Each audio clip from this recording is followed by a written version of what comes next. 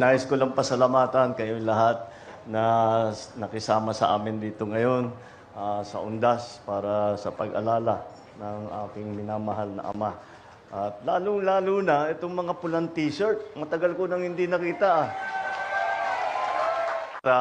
Lalong-lalo na dahil nararamdaman namin na mula sa inyo ang pagmamahal ninyo at sa aking ama at sa pag-alala sa aking ama. Maraming salamat sa inyong lahat. Alam niyo, pagka meron tayong patay, nakalagay dyan, RIP, rest in peace. Siyempre, yan din ang ninanais natin para sa aking ama.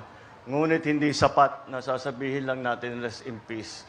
Para mag-rest in peace ang aking ama, kailangan ipagpatuloy natin ang trabahong sinimulan niya, ipagpatuloy natin ang pagpaganda ng Pilipinas.